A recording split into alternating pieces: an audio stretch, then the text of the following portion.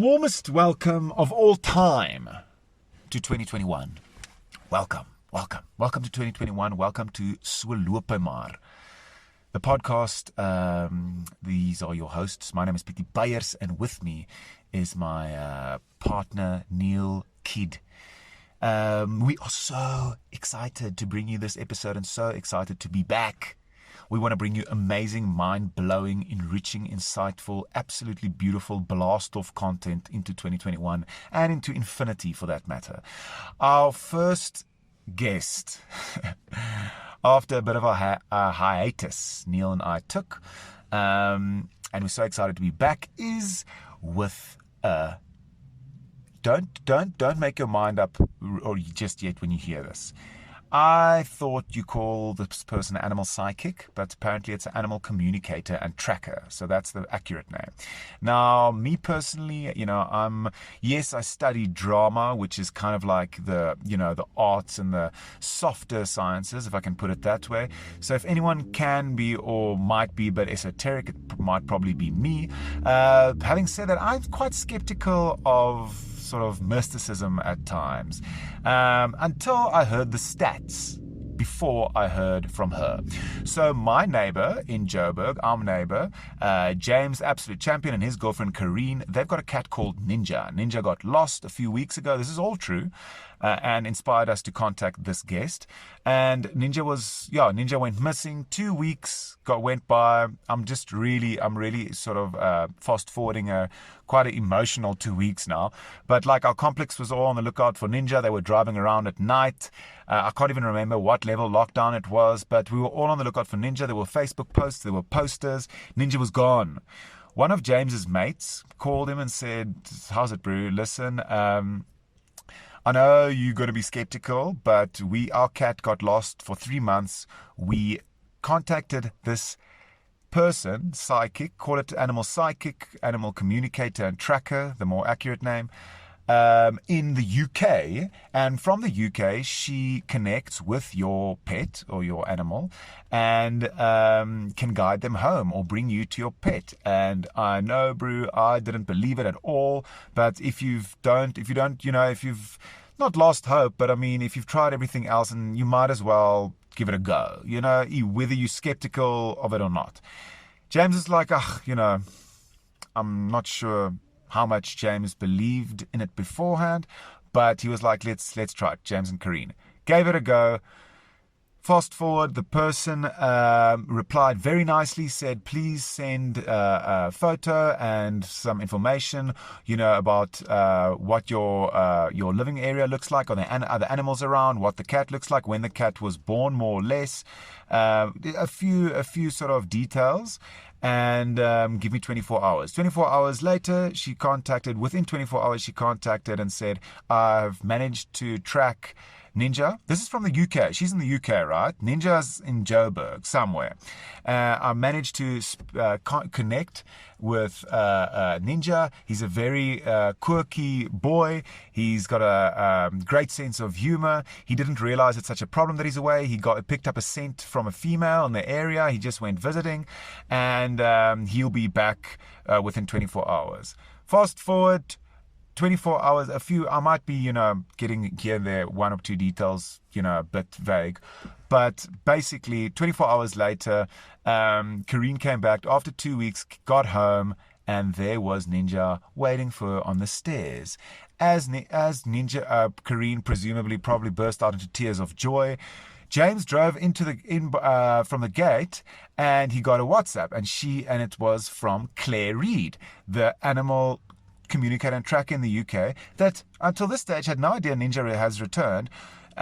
He got a WhatsApp that said, "Hi James, I just want to let you know, Ninja should be there any moment now. I told him it's urgent, and he should be on his way home, and you'll see him soon."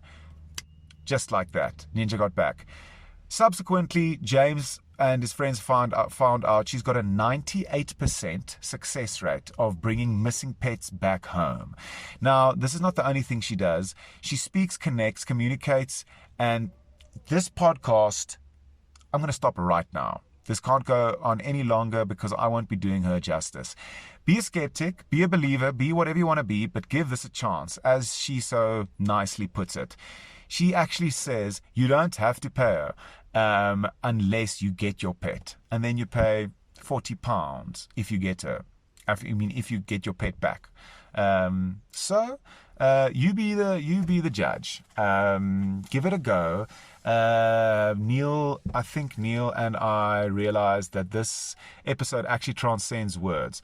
All our episodes have been uniquely special, but this, if anything feels appropriate to 2021 with all the chaos going on, with COVID and politics and, everything, then somehow, bizarrely enough, this piece of random beauty just feels necessary, welcome, and as though the timing is absolutely perfect.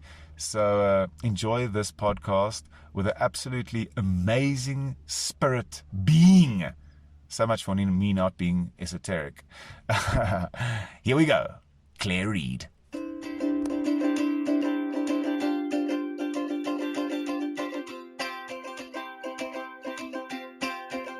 Hello, Claire.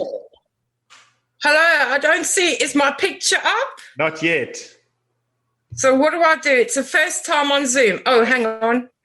Click video on. Yay. Yes, you got it. Hi. Hello, everyone. Welcome. Okay, so I'll just start to say, because I'm the person you spoke to. Hiya. Thank you so much for joining. We realize it's like such a out of the blue request. I'm Pity, and this is Neil. Thank you so much for joining. Hi, Pity. Hi, Daniel. Hi. Oh, it's an absolute pleasure. Really honoured to be joining you guys. Claire, where are you, just to orientate us and our listeners, where are you tuning in from as we speak? I am in a place called Slough, which is about a 10-minute drive to Windsor Castle. So the United Kingdom, at 10 minutes, I can see Windsor Castle from my bedroom. That is amazing. I think this is like our second podcast we do with someone out of South Africa. Yes, I think it is, yeah.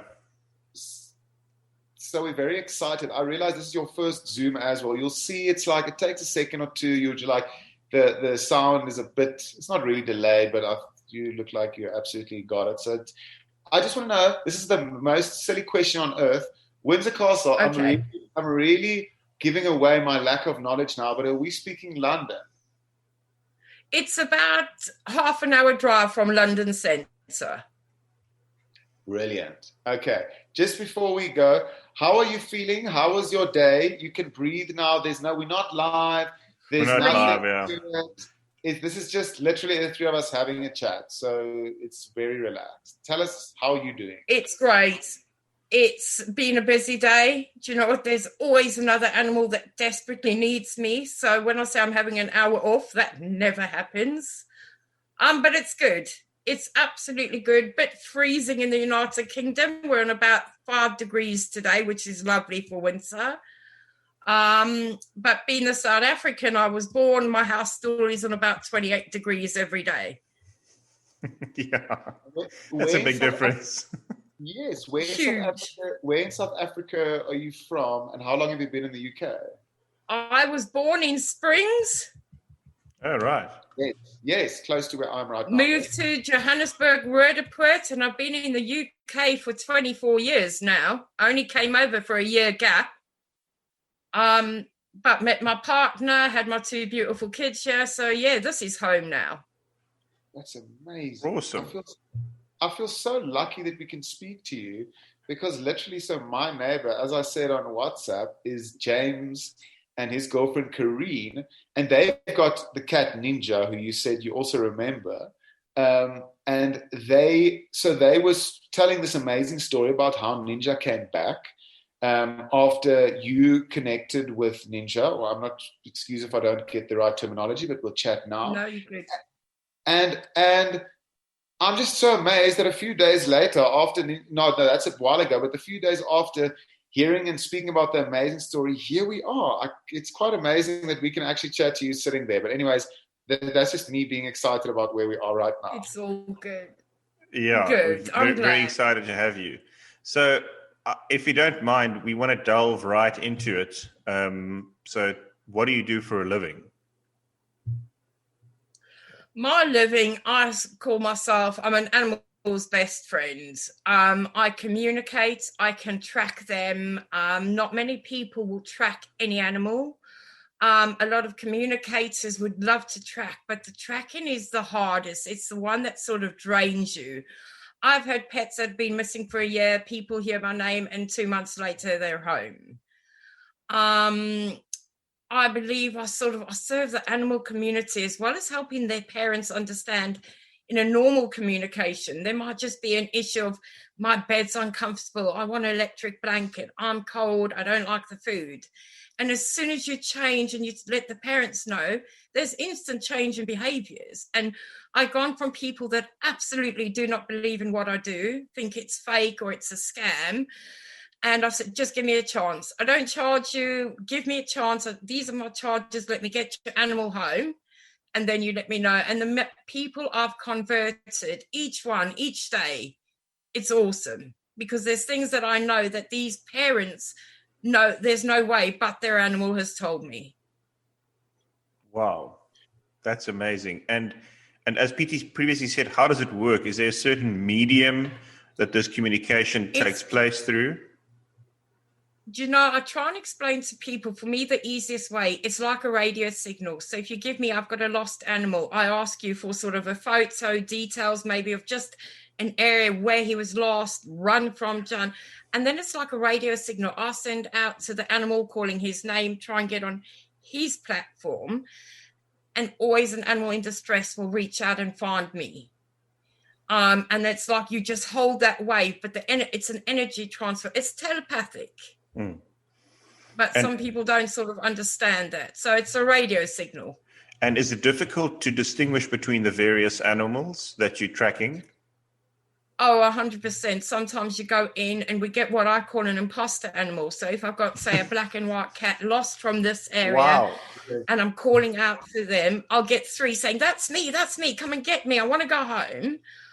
To the extent that we've got at home, the parents even believed it was their boy, went to the vet, and the vet said, no, the colouring is different. This is different. We eventually found the right young man. Yeah, imposter. So there's always another animal that wants your help.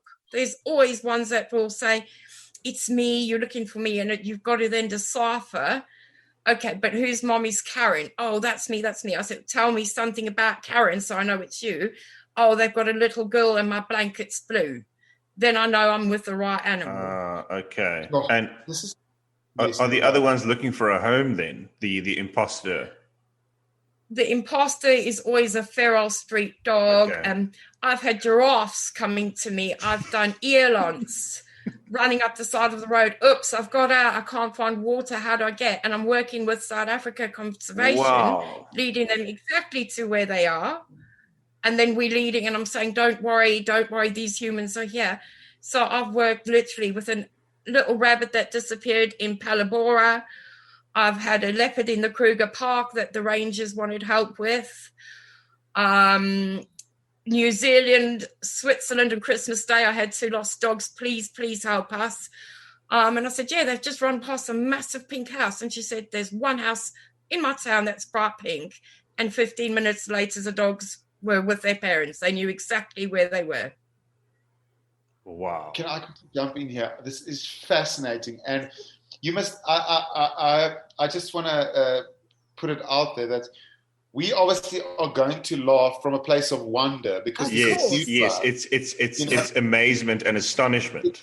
Exactly. So I just want to clarify that. And obviously, as I love the fact that you're aware that because there are obviously people that are skeptical for various reasons, which is understandable for lots of things in life.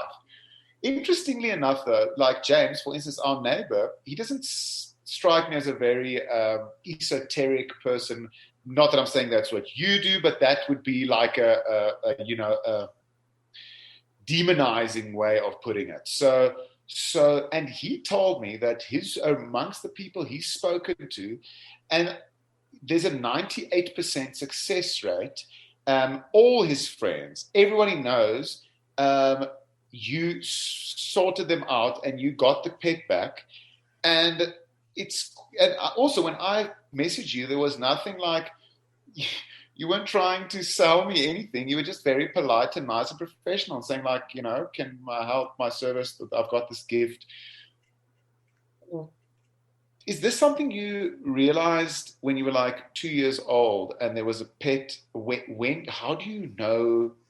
When did you realize you have this gift? And if you don't mind me asking, because I'm fascinated with that telepathic thing, is it like your gut, like your voice? If you don't mind us, I've always also heard like, yes, I had this inner voice telling me like, how do you go there and what do they sound like? Okay, but let's first start with when you realized. Do you know what? I come from a line on both my parents' side. My mom's mom, her mom's mom, they all were gifted, but more in the sort of the angel readings, the spirit world, more medium than animals. My dad's side of the family was exactly the same, but if we're talking 100 years ago, that was considered a witch. So everyone learned to hide these sort of things. Even to my gran and my mom were too scared to come out, and I'm talking 40s, 50s, 60s, and say, I can speak to these people. My sister was the first one. She's 2 years older than me. And from about 3, she knew she had the gift. She had told us people had passed that she had spoken to. There were people sitting on her end of the bed, but there's no one there. So we knew she had it. And for me, I always thought there was something, but I was terrified of ghosts and knowing what's happening I just didn't want to know. And then sadly, both my parents have died of sort of the last 5 and 6 years. And about 4 years ago, my sister is heavily involved in charity, rescue charity. She runs AIDS Rescue Centre at the moment with animals. And she just said, you've always got the right gut feeling. Let's try a few charity cases. And when she used to come back and she'd present me a photo of the animal and say, I'll give you 24 hours. And I would then come back and say, okay, so Emma has been through this. She's been abused. She's using farting. Some things that humans do to animals is horrific. And my sister would come back, okay, so yeah, you've got everything right. We've rescued her from a fighting ring in the middle of, is it Kalisha? So the more I put it to practice, so I've only really gone public in the last maybe 2 years. It was a little few jobs I also work very closely with charity Pit Pals in Melbourne, in Cape Town. They will often contact me because I have a spirit guide called Lexi, who is the most beautiful white wolf, who actually belonged to the original owner of Pit Pals, Robin, but she died about 5 years ago, and about 4 years ago she came and she told me this was my calling, and I've never looked back. Wow. Holy shit. Neil, before I give you a chance, and feel free, Claire, anytime you want to share something or something comes to mind and it's not related to one of our questions, we are in awe. I just love to, and once again, I don't want to put you too on the spot, but that once you get the photo right, because I see myself as quite an intuitive person, but there's probably a difference between feeling a room or being aware of what's going on in a room and connecting with animals. So if you see the photo of the cat or the pet, the dog, that 24 hours that you spent telepathically connecting, can you tell us a bit about what happened? Sure. So we're going to use an example at the moment. I have got a lost cat that has been missing for over a year. The mom contacted me 2 months ago, roughly, said, so you send me the photo, and all I'm going to say to you, can you tell me if he's neutered? Has he got microchips? Any health conditions? So that, if you said to me, my dog's got one paw, I know when I'm going in and I'm looking, when I find that one paw dog that matches, that's it. So we'll use Iggy as an example.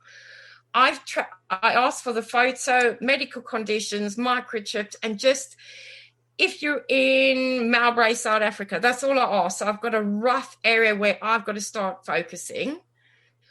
I then set aside an hour to start with. I go into a deep meditation. I sort of say I clear my mind completely, and all I envision is, hi, Iggy, I'm Claire. I'm looking for you.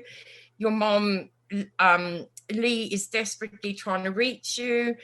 And then I'll turn around and say, okay, so Iggy's got little freckles on his nose. So it's not you, Ginger. I'm coming back to you later. Keep searching. So for that hour, Iggy has my brain. I'm sending out waves.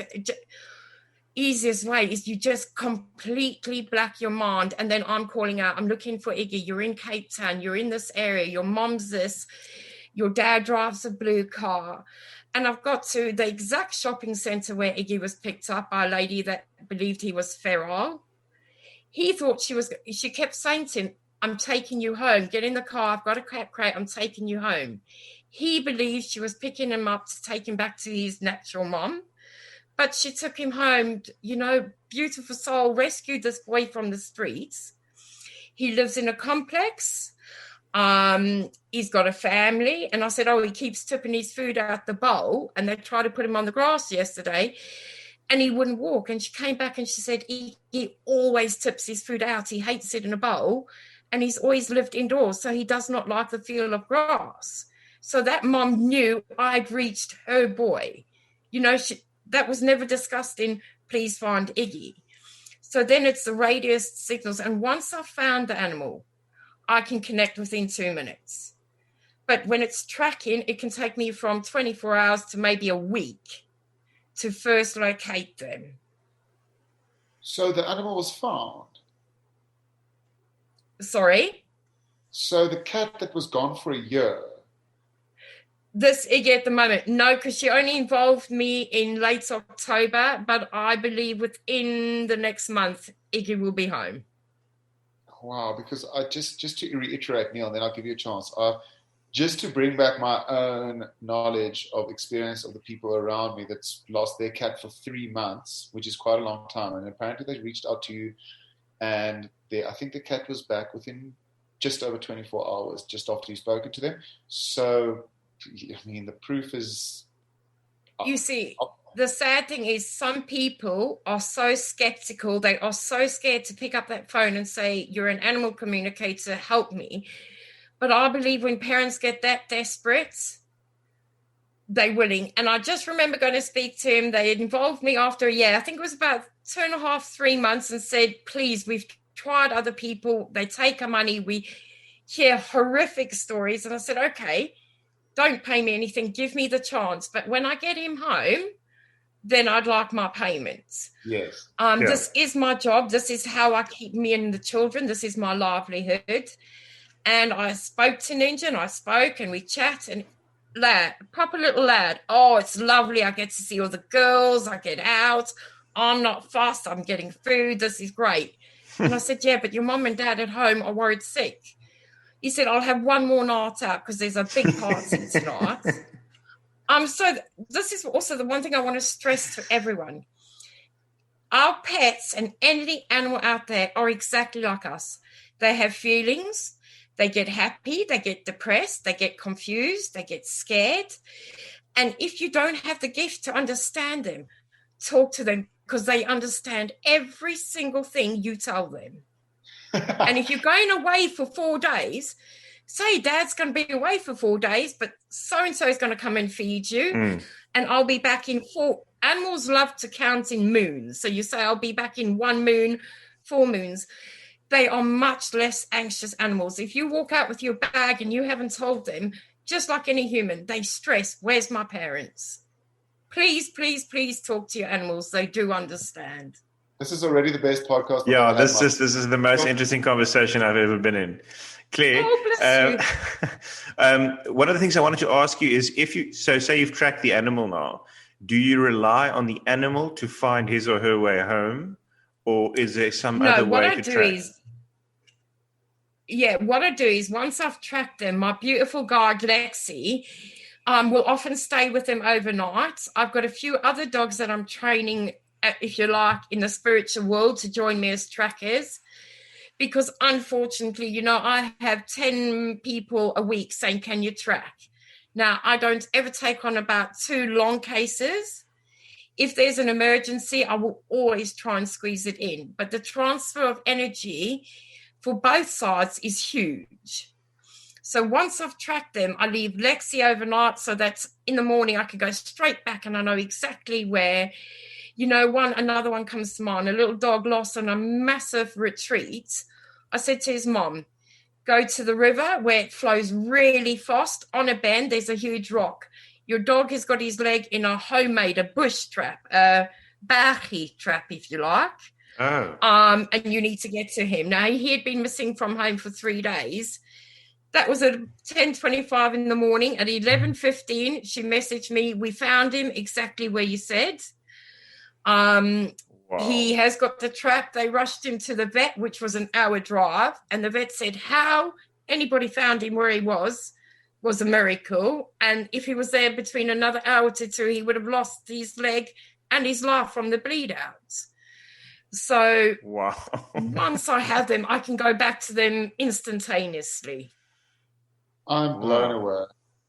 Oh, bless you.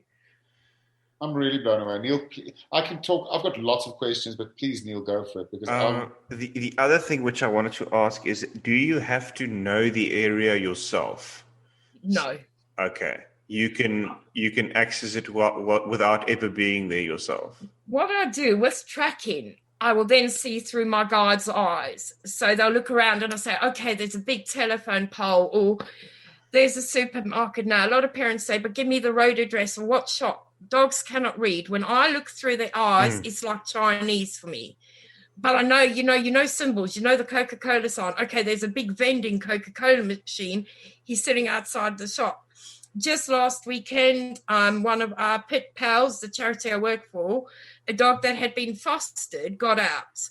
And I messaged them and said, she's just run past the BP garage. There's lots of people. And within 2 minutes, she said, Claire, he is literally sitting outside the front door of the BP garage on this main road. Claire, this is incredible. I'm not even going to look at the questions for a second. Just on a personal note, if it gets too, if our questions are too, close to home or whatever, then please say so. But I'm just so interested. I think we all have a wonder about the universe, etc., etc. I'm fascinated to hear. So you're obviously, it's needless to say, you believe in spirits and you're a spiritual person. Like, I almost want to ask, like, is it I'm actually in awe, but does it connect to your spirituality? Like, it's not a connection with God and the universe kind of thing. It's a very specific thing. It's a very specific thing. And when I say I don't go to church every Sunday, I don't I don't pray every morning. I am religious. Every night I do thank, I thank my universe, my being, for allowing me to have this gift. And I do believe maybe they're all interconnected, but you do not have to be religious. You do not have to, pray hands and knees. You don't have to do anything different. You have to believe. And if you have hope and believe and just trust me and work with me, people have come back from people, rangers, all likes that. People in South Africa, I don't have to explain. Some people say, I haven't got the money. I can't afford your fees. And when I look at the case and I might have an hour off, I then say, okay, it's not about the money always. Yes, it's my livelihood. But for me, I can't sit here and think I've got an hour off, but there's a dog that's just escaped. But because she can't afford me, oh, well, I'm not doing anything. No, I was given this gift to help. 100%. Neil, just quickly, I just want to ask, you mentioned giraffe earlier.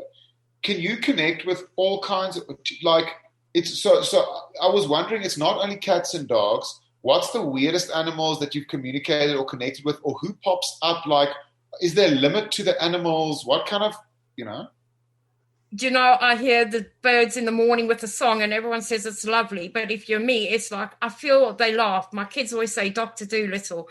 I'm walking down the street. I can hear the crickets having a go. I can hear the birds saying, oh, come on, we've got to do this. Or, sometimes I've got to really focus on other stuff. Otherwise, at first, I thought I had 100 voices in my head. I thought I'd probably be sectioned more than this going on. I thought to myself, this is what they call losing the plot. And then I sort of realized, like at home, I have a hedgehog, but he needed me. We knew where to go and find him. We brought him home. There's no limit. I've done like the Earland. I've done a rabbit literally at Palabora's gates. I've done, as I said, a leopard. The game rangers, he had a tag on, couldn't pick him up. They wanted to know the condition. And I said, actually, he's got something wrong with the paw, one of the front paws. He's on one of the empty riverbeds, really close to Crocodile River. And within an hour, they had him, and he had a big, dwerrings, big, long, white thorn right through the right paw. Now, nobody could have told me that, because even the rangers said, we just can't locate where he is here on the bed, and we don't know why he's not moving. And they were in South Africa and you were in the UK. And I'm sitting here in lovely Windsor, Slough, and they're in the Kruger National Park, South Africa. That is incredible. Wow. Neil, go for it. Claire, is your work mostly focused in the UK or South Africa, or is it pretty much all over the world? Funny enough, I started in South Africa, obviously working with my sister, her always being in rescue, always devoting her life basically to the animals. But because of her client base, and then someone would say, oh, I got your number off of this lady, you found her dog on Table Mountain. I found 2 beautiful Cocker Spaniels that got lost on Table Mountain maybe June, July last year, that the rangers couldn't find them. And I said, they're down on this park track, just get up there, go halfway up the park track. Sorry, there's a waterfall. They're getting water from the fresh waterfall. And within 25 minutes, they had their babies back. So there is no limit. I'm international. That's fascinating. And I just wanted to get back to the actual vision that you get from, so it's out of the eyes of your spirit animal. Am I summarizing that correctly? Yeah. So wherever go on, sorry. And how far is the vision, or does it differ? Vision is probably maybe 1 kilometer in every direction. Wow. And she can almost like zoom into an area. So I'll say, focus on what is that I can see down there. And it must be an ice cream truck or someone's house, like the pink house. I could see this big thing, but I didn't know what. And it's a huge, big pink house in Switzerland. And they said, that's not common. There's only one of them. But nowhere in like, everyone said, oh, but you must have used Google Maps. And I said, well, I don't think it's going to show me the bright pink house, and it's going to show me the dog with its paw in the trap. You can't find it. And where would you even start with Google Maps? I mean, you can... Where would you even go? Yeah. This is fascinating. I'm glad. So Lexi is the wolf. That's your spirit animal, right? Yeah. How did you meet Lexi? Lexi, as I said, used to belong to a lady called Robin, who owns the Pit Pals Rescue in Cape Town. She passed away, and it was really strange. I hadn't even started knowing that I really had the gift. And I looked up, and something said, look up, and I saw the most beautiful rainbow in the middle of summer, no rain, nothing, over a building.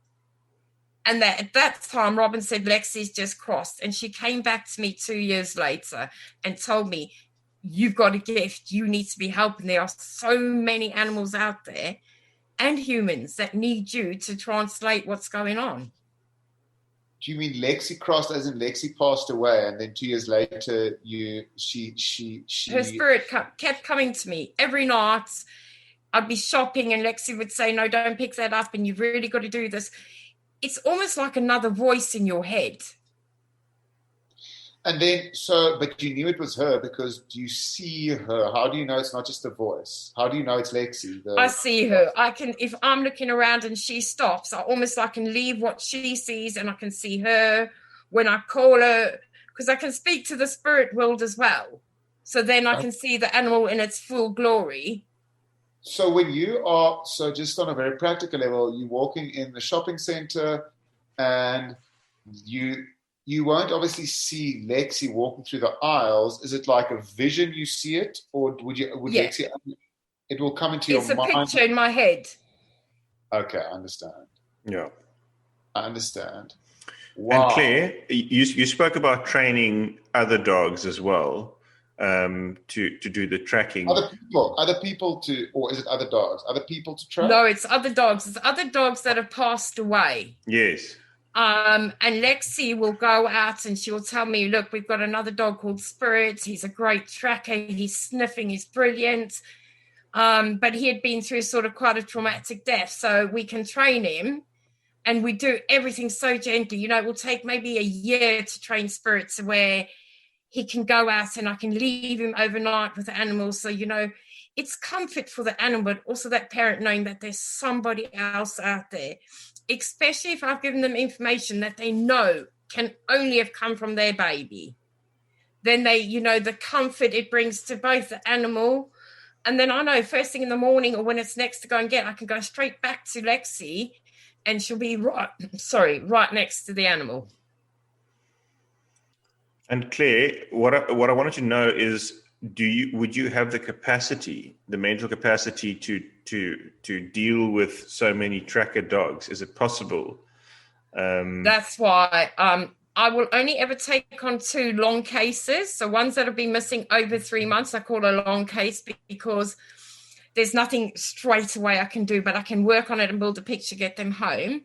And if it's an emergency, I will only ever track 2 live dogs, like, you know, urgent ones now. So one that got out last night or a week ago, because the energy drain on me and the animal, and I don't want to drain the animal that it can't, you know, sometimes on Table Mountain, I said, listen for the voices, find the humans, they're looking for you, go find them. But if I'm draining the animal, it's going to lie down for 3 hours and people could walk straight past them. So it's very much, I'll do it for 20 minutes. We both have an hour break, back for 20 minutes. So yeah, I never have more than 4 active cases at once. I have got a waiting list quite long. I wish there was more of me. Well, that's my next question. Is there any way to train people, or is it just a type of gift that you've either got it or you haven't? No, I honestly, truly believe if you want to and you learn to meditate and you learn to quiet your mind with practice, I believe every single one of us will be able to do it. That's very good to hear, in the way that you said earlier that people are skeptical and you want them to give you a chance. Like, you're clearly not someone who's just trying to sell something. You know, you tell people once the animal arrives back, you can pay me, number one. Number two, you're not saying, oh, I'm the only special one in the universe, no one else can do it. And just to reiterate the fact that that other people's anecdotes brought us here. You never contacted us. We contacted you because of what people have said. Can I just ask on a Neil, we can kind of definitely get back to the process now. I just want to quickly ask a different question. We've got 2 dogs. I perceive dogs as incredibly, obviously they all have different personalities, but for some reason they've got a very pure essence to them. It's almost like they don't resent you when you were away for like 2 hours. They come back and they're happy to see you. Are animals generally, do they have more pure spirits than human beings, or how are animals? Oh, absolutely. Do you know what? People laugh and I sometimes say, you know what? I like animals more than I like some humans. Because sadly, even in my job, there are the beautiful stories, the funny stories, the happy, the reuniting. But then you go into a dog fight and you're saving a dog that has been ripped. And you know what? That dog has lost all its teeth. It's got puncture wounds. It's a mess. It's going to take 6 months just to recover, but it still wants to go back to daddy. It still loves that human unconditionally. And that's why, for me, sometimes I get so emotional thinking, we'll find you a new home, we're going to save you. And all they want to do is go back to their parents. The same person who got them involved in the fight. Yeah, they do not ever give up on us humans. Why? No matter what we do to them. You know why? Have they ever told you why? Or do they ever give like life advice or say something profound or give wisdom? Do you think they're spiritually beyond us or something? They're spiritually beyond us. They are much more mature than us. They are more understanding. And when any animal chooses you as their human, and you might say, oh, but I went there to this place and I chose it. No, that dog chose you, or the cat or the rabbit chose you before you even knew you were getting it. And once an animal chooses you, it's life. And you can rehome them, you can send them away, and then you see them 10 years later, they will still know who you are. And the reaction you will get from that will be as if you've been away for an hour. They never, ever forget. Wow. They're loving. They are loving, they're compassionate, they're empathetic. I'm sure then with your dogs, if you're not feeling well, they're coming up and want to snuggle to you or lick your face. They know you're not well. It's almost like am I right if I say they work or they operate on a less intellect level and more on almost like a gut, emotional, intuitive level, on an energy level? Exactly that. Animals run much more intuitively than we do. And they don't hang on to, oh, where's the next money coming for this bill? Or I've got to get to the shop, or I'm late for that. There's no rush. So they don't have the stresses we take on. We choose these stresses. Any animal doesn't. It's day by day. Very blasé, chilled. The only thing they want is someone to love them unconditionally and their food. They don't need, some people, my dog must be pampered. My dog must. No, they don't. That's us humans wanting for them. It's what we portray and think they want. But no, they just want the love. They just want to give you every bit they have. And Claire, wow, that's amazing. That's such a nice sort of description. But what I wanted to ask is, do the dogs ever do the animals ever give you a reason for leaving? Is it they're just keen to go and explore? Is that normally what the reason is? Most of the times, yeah. Do you know what? I have people judging, someone will say, oh, my dog's got off the lead and that, and everyone jumps in, oh, you stupidness. Accidents happen. Dogs slip collars, dogs jump balls, animals get frights. So 90% of the time there's been a fright. This last lot with this little cat that I say I'm tracking, it was her daughter's 2-year birthday and she had balloons and they were popping them. And he was terrified. Yeah. So he thought run, and he just run and he crossed the road and proper African taxi come flying past tooting at him. And like they said, deer in the headlights, he just run until he stops and it's like, I don't know where I am. So it's 90% of the time pure just accident. Okay, that's interesting. Even the ones like that have been abused, or what I'd say a little bit of neglect. So he's a dog, he's out in the car, garden, we're walking once the blue moon. They still don't want to leave home. That's their home. They are loyal to that person no matter what happens. But some of them are quite keen to stay longer, like the cat who says there's one more party left that he's... Oh, yeah, that was with Ninja. Ninja was like, I said, please go home. Just show your face tonight. No, there's one more party. And I've met this really beautiful girl. You want to see her, Auntie Claire? And it's like, they tell me, oh, here comes Tani. Bossy, Auntie Tani. Tani, hier komt die Tani. And so I'm like, someone will talk to me in German or something. I'm going to say, hang on, guys, we've got to stop this because, Afrikaans, I don't talk much, but I understand. And then Lexi will translate, but every animal also knows English. And as for personalities and voices, most animals come out just like us. So we've got the one with the thick accent, the one that sounds like a sweet little 2-year-old, the one that's giggling all the time, the girls. It's like proper Cockney, dogs that speak Cockney. You get the whole lot. You get the Scottish with their accents. And you look and you think, oh my gosh. So you actually hear Ninja's voice. Yeah. I can actually hear Ninja's voice. And he's a proper little dude on the street. That's awesome. He is he's the dude, the gangster of the neighborhood, even though he doesn't go out so much. The girls know where he is. They've got my address. Can't you hear them meowing at the middle of the night? And I said, I'm sure your parents do. You've met some very interesting personalities. Yeah. Like a Croatian, whatever. That's like some have more attitude, some have nice. Oh, definitely. I worked with a horse that is from Essex. And I'm sure you guys know about the Essex people. Yeah, I've heard of them. And but give an explanation for the listeners. For the listeners, this is your posh, rich, Botox-filled, diamond, sparkly dog in the handbag. Yeah. Glasses that cost thousands of pounds because we got the sparklies and The talking only way with is them. Essex. It is just the most. They think they belong to the Queen. They think they're the Queen's family.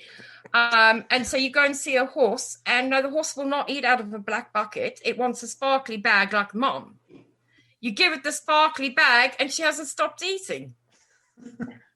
What did the horse sound like? Did you ever hear the horse? Oh, typical English the hot potatoes in the mouth. This isn't very nice. Would you like to eat out the black bucket? Who likes black buckets? So I want diamonds and I want my name. And 2 days later, they had it done for her. Never looked back. Never had an eating problem since. Were you approached to assist with the eating problem of the horse?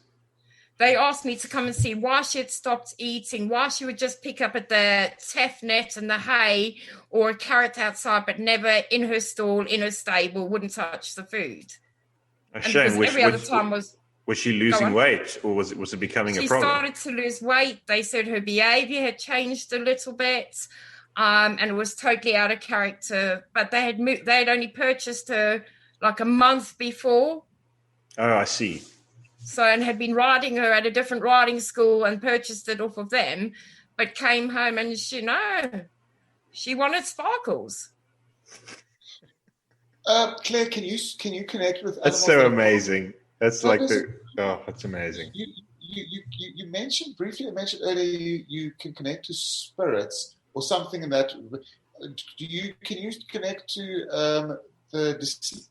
What's the word? Deceased. Can you connect to animals or people that have passed on? Yes. I normally, if I'm dealing with them now, sort of just say, God bless, you've had to put your animal down today. I go and I talk through the animal, exactly what's going to happen, her travel, how she will proceed. I then leave her for about 48 hours. I will then go back to the spirit world, check in what we call, she's in Middle Earth. So she's in her resting place where she recovers, where she settles down, gets accustomed to sort of being in a different world to where she was. And then I can go and talk to her. Some people come to me that have heard about me and said, my dog died 25 years ago when I was a child. Can you reach it? I've come back and they said, you picked up the accident. You picked up what we did. You picked up that. And she said, I'm talking from 20 years ago. So I can find them on this earth or in the spirit world. Do you know where they go once they're after the Middle Earth? Or do you know where we go after we're in Middle Earth? I don't know with humans. I always say, I hope to believe it's the same as animals. What animals do, we've got two choices with animals. If their lessons on Earth have been learned, so maybe you got a dog to teach you how to be more lenient or more trusting, or I got a cat for my therapy. Once that animal's job has been taught, they die. So it could be a 2-week-old puppy to teach its mom something. It could be a 25-year-old dog. When that animal passes, their job on Earth is done this round. They then go to Middle Earth. They have, I'd say, maybe 40 days maximum there. And then two decisions. They either be reincarnated to come and be the next animal, teach someone else a lesson, or they retire. And it's a beautiful, beautiful retirement. There's bones, there's green grass, there's families, and you've got rhinos living next to warthogs. You've got squirrels running up, and there's a baby nursery, a big barn with all the young babies that have died. It's the most beautiful place to land up. So they go to like an animal heaven. It's to me, animal heaven. Anything that animal would ever want is there. Oh wow, that is amazing, Claire. Can a dog ever be reincarnated as a human? No. That's a great question. They will come back as any other animal, okay. But us humans won't ever become animals, and animals never. That barrier's never crossed. Okay, all right. I wonder. So they've never told and said anything about like. So you've seen the place they go to where they retire, this beautiful heaven space. Is it? I'm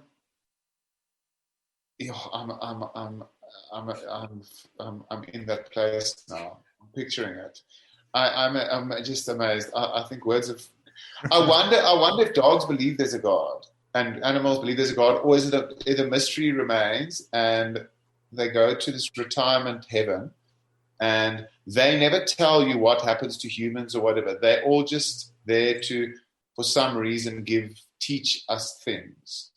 They are our teachers. We always think, a lot of people think, oh, it's a pet. It's not part of the family. They can't teach me anything.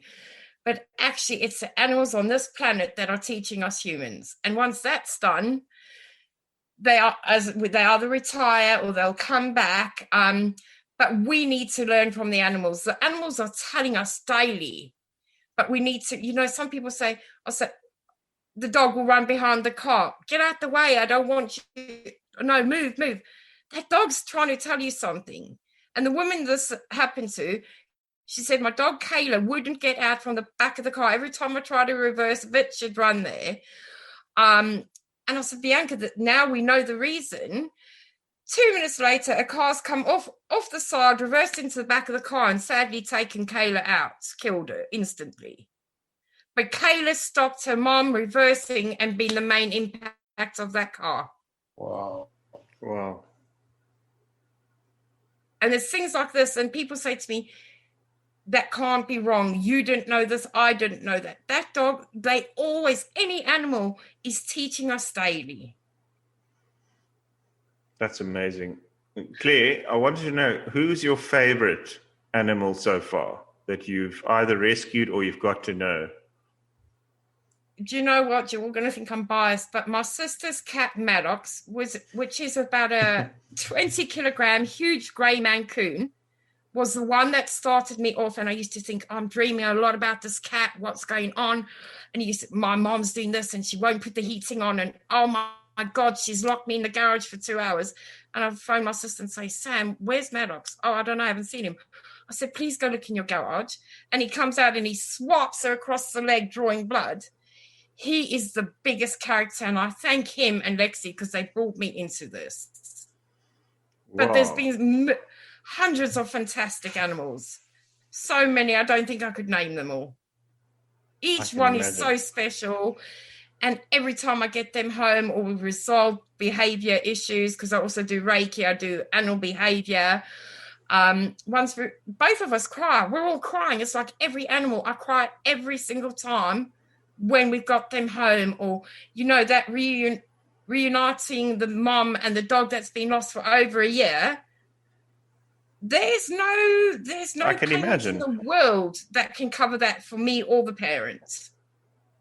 No, I can totally imagine. And I wish I could do it for free, but you know what? This is my gift. It is the way I make the living. It is the way I feed my children. It's the way we have our life. But I do a lots of charity cases because I do feel that I can still give more. And tell me, do the dogs or the cats or the animals ever thank you afterwards?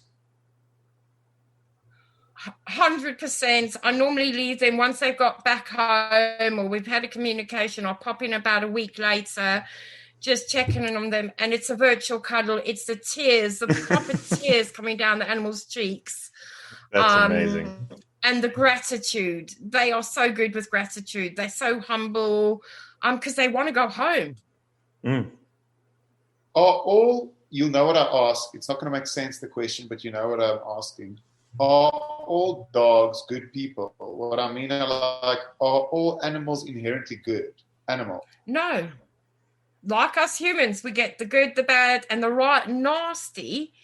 You get the soft and gentle, and I know it's probably you laugh. You get the gay dogs, you get the lesbian dogs, you get the cross-dressing dog. One dog believes it's 100% a cat. I've got a cat that 100% thinks it's an African grey parrot.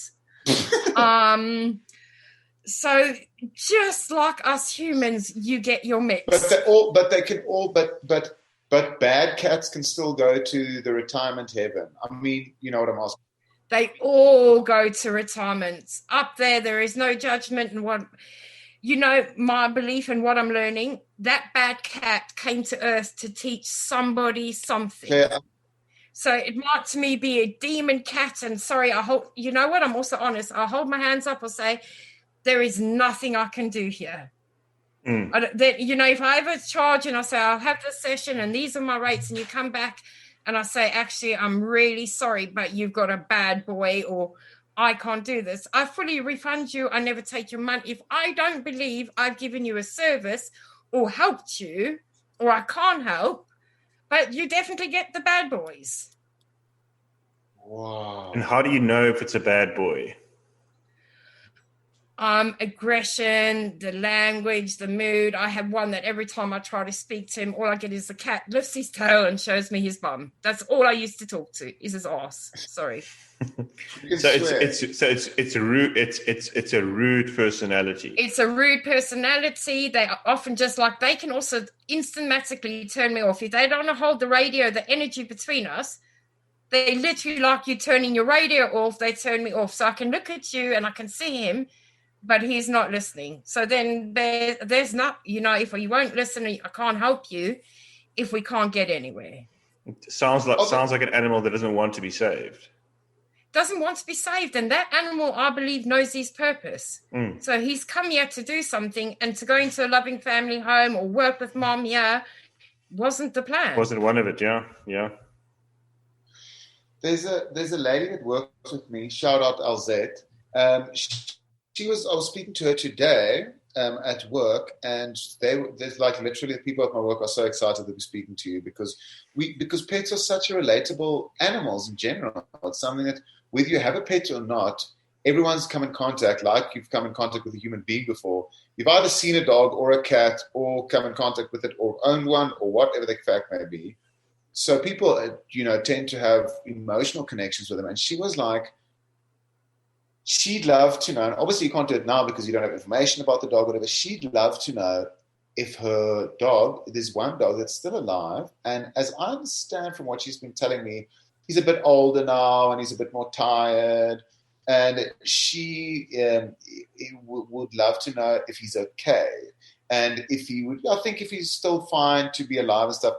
Is that something, not that I'm going to, tell her, contact you now, pay what, it's not about that. Is that the kind of service you can also, pop in different kind of requests, ask them things, you can check in about everything? 100%. And I deal with those sort of questions at least 3-4 times a week. Just a little example, a lady's Great Dane, 2-year-old beautiful girl, had a slip, wasn't walking, and she contacted me and said, look, the vet says I've got to go to this hospital, this specialist. I'm looking at maybe 50,000 Rand. I'll do it, but is it worth it? And I did the reading. I spoke to little Miley, and Miley told me, I'm not ever going to walk. This is my time to go. I told the mom that day, because I'm also very honest. I wouldn't say, oh, no, your dog's fine. It'll be fine in 6 months. I have to do the hard work as well. And sometimes I'm in tears telling these parents, no, it's not going to work. This poor mom thanked me and said she still wanted to try everything. So we got physios in, we got back specialists in, we got this. And after 3 weeks, she came back to me and said, they said there's no hope. She said, I'm so sorry I put Marley through this. And we let her go. They let her go. So, yes, I'm not, the one thing I always say to people, I'm not a vet. I don't have x-ray vision, so I cannot scan your dog and say this. But I'll go to the dog and say, how are you feeling today? Where does it hurt? And they'll say, my tummy, or they show me the paw. I can tell you from them. And I've had dogs that have said, oh, I've got lots of peas inside of me. And I said, what do you mean peas? They stuck all over me. He had a scan and he was riddled with tumors all down his spine, all in his pancreas. But he described them as peas. So I will always come back and say to you, this is what your dog says. But a lot of people say, oh, do I need medication? Must I get to a vet? I'm not a vet. I can only tell you from what your animal is feeling. It feels sick. I feel dizzy today. I can't get up. I can't walk. I've got this. So, yeah, weekly I deal with before we go to vets, or especially with seniors. I've had this dog 15 years. He's getting slower. Is he in pain? Can we do this? And I work a lot with sort of Reiki. I don't know if you guys know Reiki. No. I do animal Reiki, which I 100% believe in, and talk them through. And I'll go back to the parents and I feed exactly what your animal is telling me it's almost like a recorded two-way conversation. This is what I've asked Marley. This is what she's come back with. Now it's up to you to decide where we go. That is absolutely fascinating. Claire, we've been going for almost an hour, but there's one other thing that I wanted to check. Do you have any pets? I do. I have my lovely cat called Penny. And very funny enough, I have Sonic the Hedgehog. Yes, of course. And everybody laughs, but my hedgehog, do you know what? They are the most awesome little pets to have. Everyone said, oh, the sparks and that. He'll lie up with you. He'll snuggle up into your neck. They are so gentle. Just don't pop a bag near them because you'll get sparked. I've learned the hard way. If you do what? Pop a bag.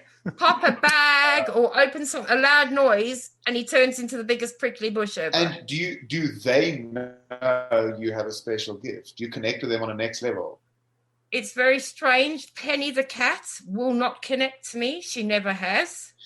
Wow. It's the first one. Interesting. And my thoughts now, she could be a mute.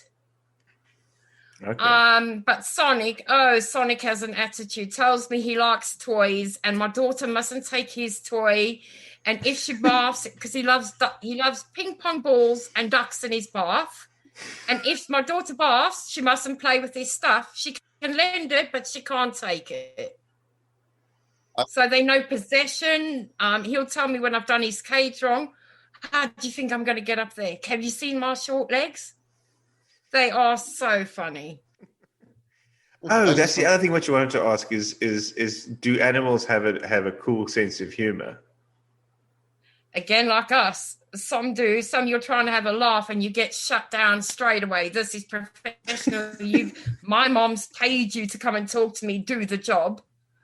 And others are like, oh, I'm tired and you did Reiki last time. Can we start with Reiki? And the attitude is, no, we can't start with Reiki because as soon as I start, you fall asleep and won't talk to me.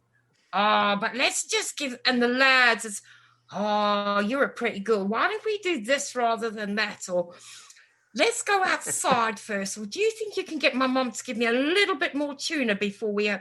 There is a whole range of personalities just like us. Because I remember in the WhatsApp you told James or Kareen that Ninja's he's a cheeky, he's like funny and he's got a good sense of humor.